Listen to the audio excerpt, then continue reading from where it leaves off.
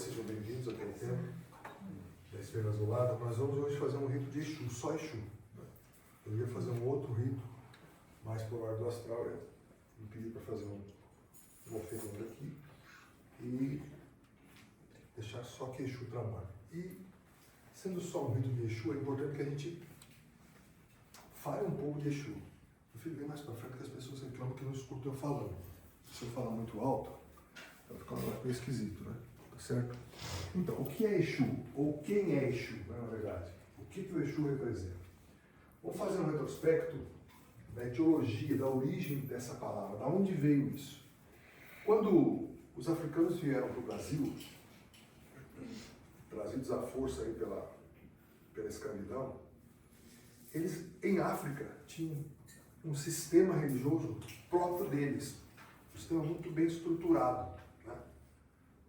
Uma liturgia e um fundamento religioso muito bem estruturado, onde eles tinham vários deuses que eles chamavam de orixás, e aí eles foram trazidos para cá de uma forma até, vamos dizer assim, sem nenhum sentido.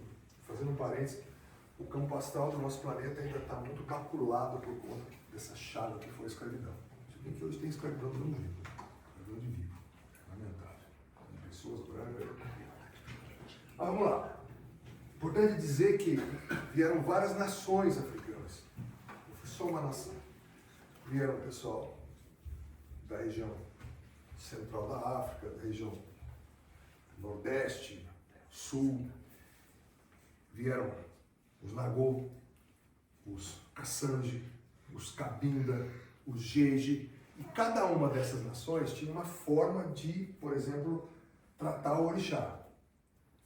Aliás, diga-se de passagem, orixá é uma palavra da nação Nagô, dos Yorubá. A nação Angola, por exemplo, ela não chama orixá de orixá, ela chama de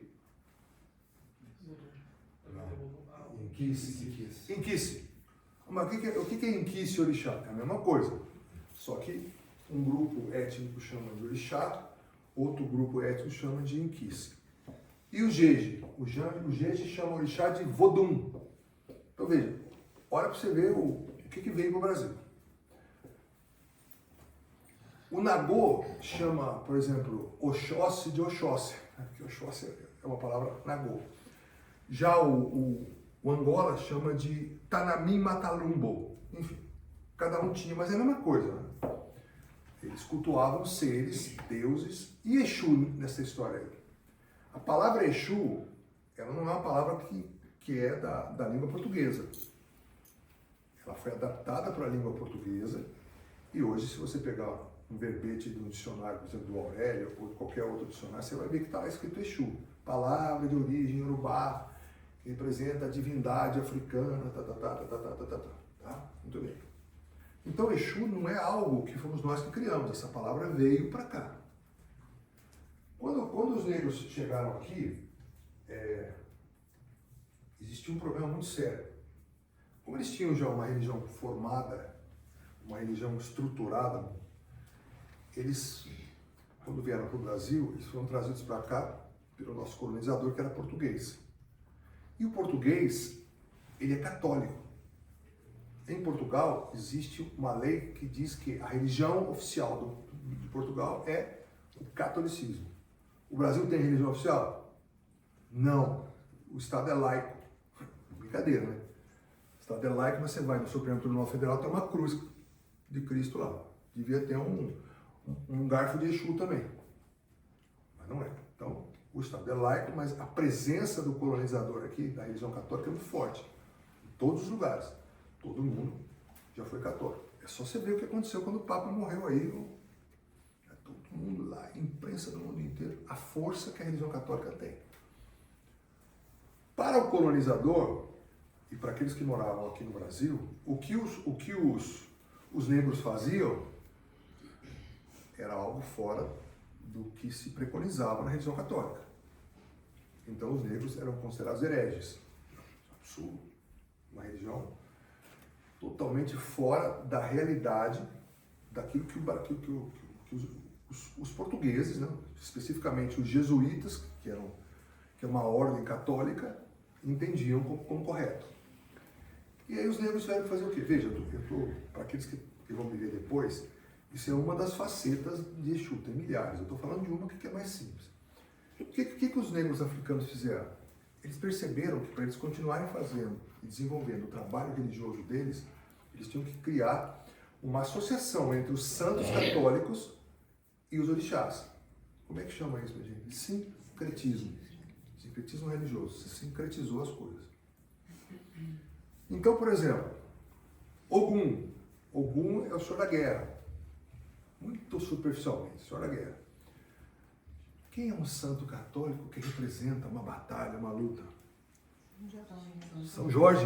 Não está matando um dragão em cima de um cavalo, está todo armado. Então, São Jorge. Usado que na Bahia, Ogum é São Sebastião.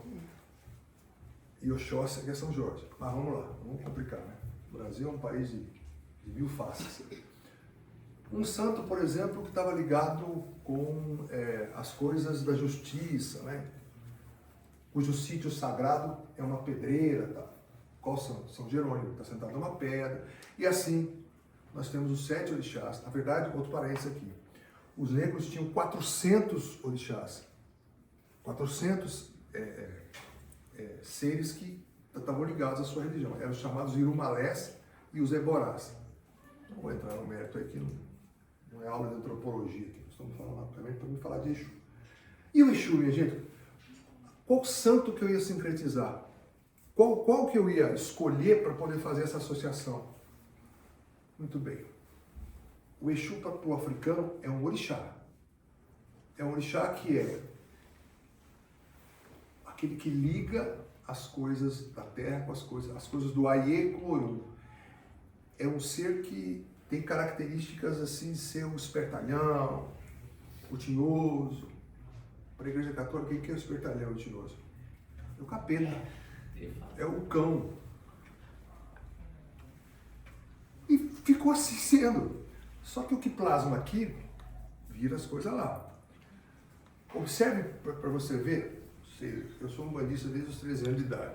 Eu gostava muito de ir em casa de umbanda para ver as imagens. Então você via imagem de tranca-rua, por exemplo, ajoelhado, segurando um tridente, com chifre, pata de bode, igualzinho o diabo da mitologia greco-romana. Hoje já não acontece mais isso.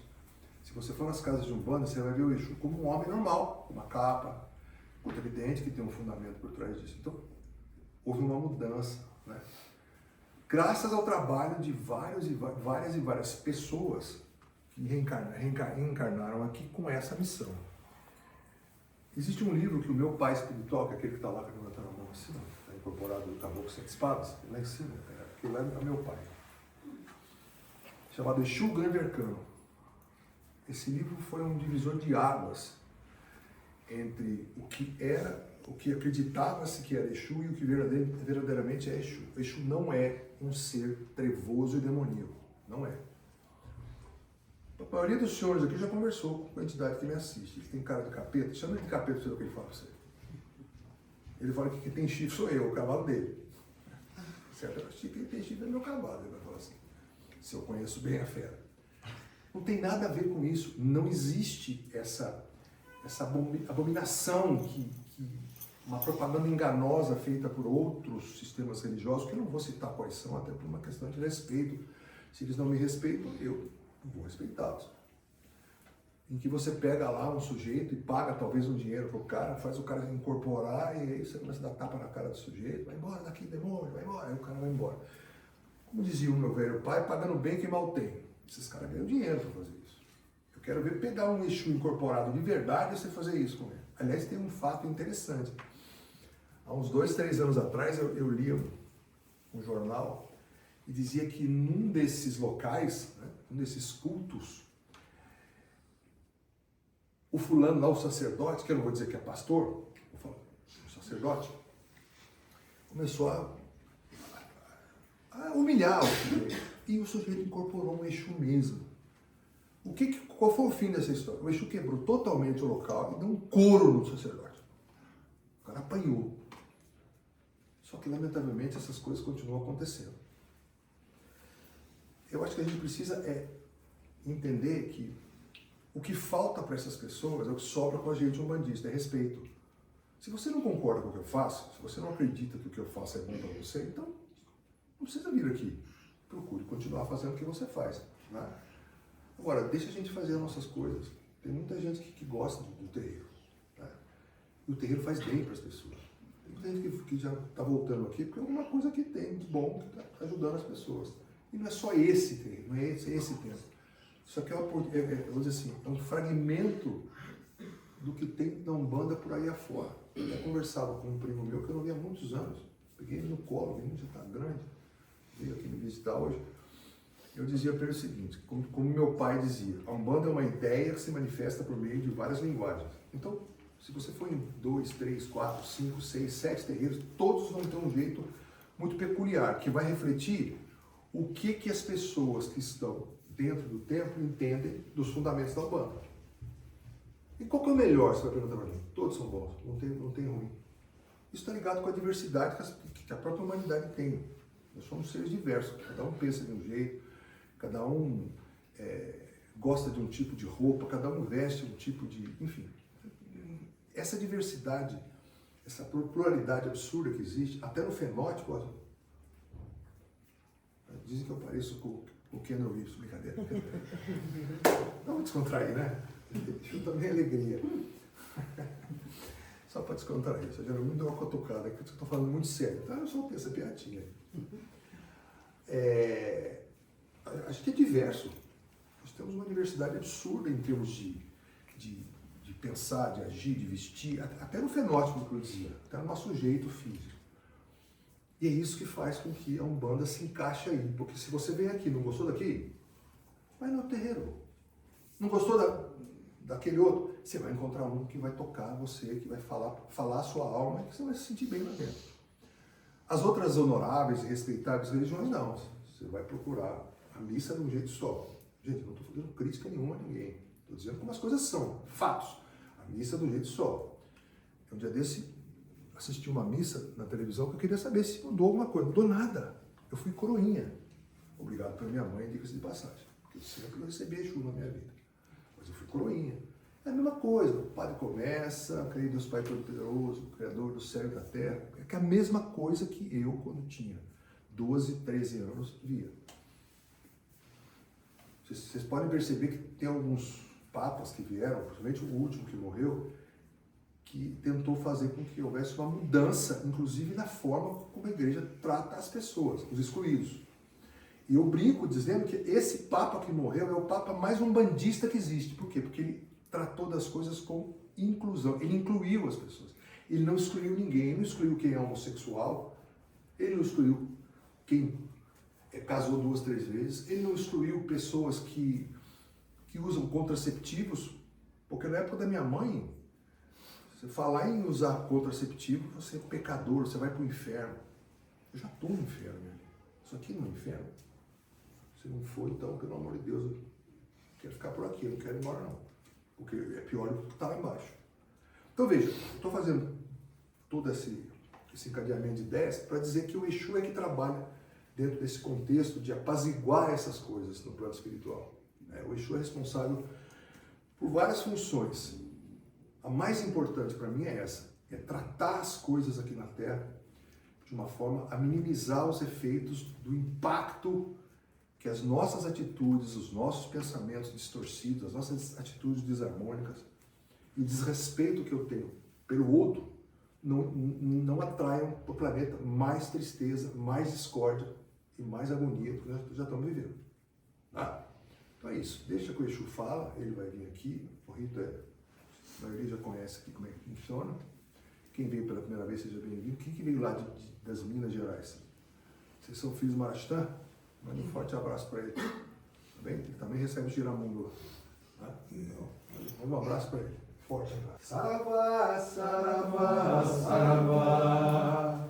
Esse povo de Pemba que é filho de fé no Congá. Saravá, saravá, oxalá. Se é pai de cabeça, não deixa seus filhos penar.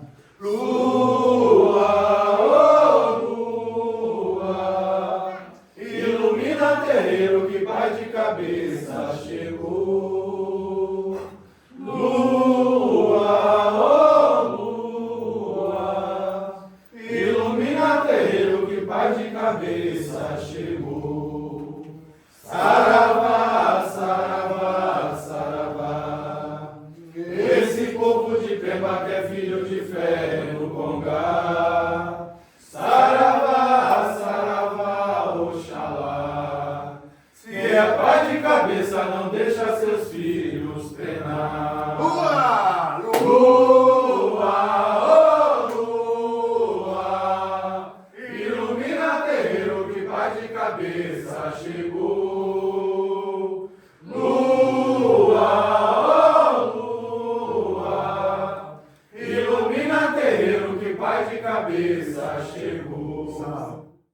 Gostou desse vídeo? Deixe seu like, comente, se inscreva em nosso canal. Se achou esse vídeo importante para outras pessoas, compartilhe, pois só assim esse trabalho poderá se ampliar.